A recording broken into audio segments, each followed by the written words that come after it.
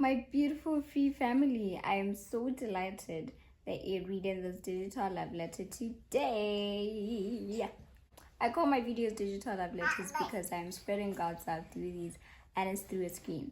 If you hear a baby in the background, what you trying to do? My baby's supposed to be napping, but she's not. So she's laughing right now.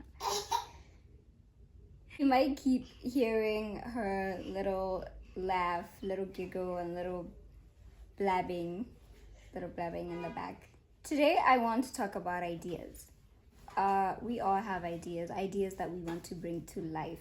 And most of these things are things that have never been done before, or they have been done. It's just that you are now thinking about them in a new light, in an improved light. The thing about these ideas is that they also contribute to evolution of humanity or our surroundings. And we know that through evolution we move closer to being one with God. And so today we're led to Isaiah 42 verse 6, and it reads, I, the Lord, have made you the vessel of my purpose.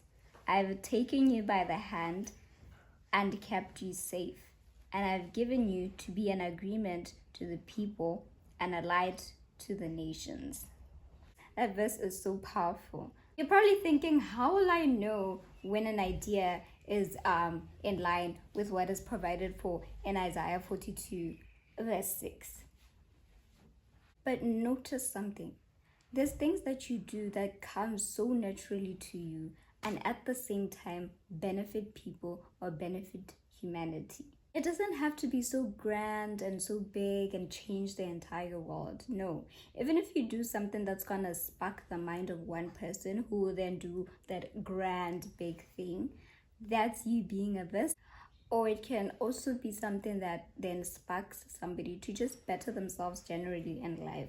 You also face very little resistance when you do these things. You don't struggle much with these like birthing these ideas or bringing them to life, right? You meet little resistance. Mind you, there will be resistance, but there's the resistance where something is not for you, and there's the resistance where it's forming you to be the person that you have to be when you get to that particular point of life where you're now serving as a vessel for God's creations. So it is through these ideas that we realize how capable we are, how instrumental we are, how mighty we are, and they help us recognize and occupy our space in the world. So for me, my encounter with this principle of being a vessel for God's creation happened when I had two ideas.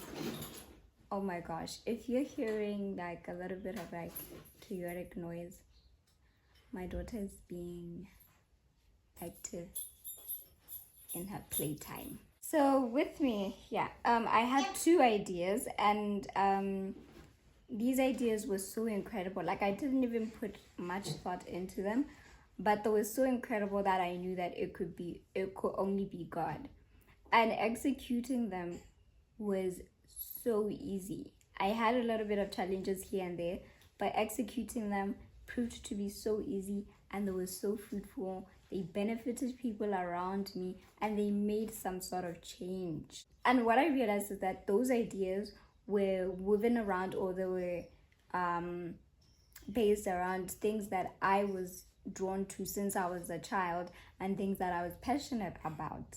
And so when people come to you and they share with you how these things have changed their perspective and they've made them more strong-willed in that pursuit of life, that's when I realized, yes, vessel for divine creation right here. And this brought my mind back to a quote that said, God will only give you what he can trust you to give away to others. And that part of the verse that says, I've kept you safe, that comes after the being a vessel for my purpose part, right, shows us that you will indeed face little resistance, like I had said earlier, because God now keeps you safe when you serve his purpose. and we know what it feels like to be in a safe space. You feel protected there, you feel free, you feel like you belong. So it's like in the fulfillment of our purpose, we become liberated, we become free, we become safe. 2 Timothy chapter 2 verse 21 also spoke to me when I was scripting this video, and it reads, "So if anyone cleanses himself from what is dishonorable, he will be a vessel for honorable use, set apart as holy, useful to the master of the house, and prepared to do any good work." We are guided here to know that serving this purpose, however, or being a vessel, however, will require great discipline. So, your procrastination, your doubting, your denying what you know you have to do, that just shows that you haven't cleansed yourself for purposes of being a vessel. And it invites that dishonor that is being spoken about in that verse. And without it, God cannot move you to do on his behalf all the good works that he has planned in advance for you to do. Because now you are now filled to the brim, leaving no space for God to move you to do the good works that are in place for you. So I'm here today to tell you that that idea needs execution. Start that business, start that channel, start that study, start that church. Just be a vessel for God's creation today, from today. And of course, these creations will have a spiritual impact on people and raise their spirit, forcing them to be blown away and in turn create as well. And coming to the end of this video, I also feel like there's a quote that spoke to me that I need to share, and that is tied to this principle of us being vessels of creation and following our purpose so that we can move further and closer to God.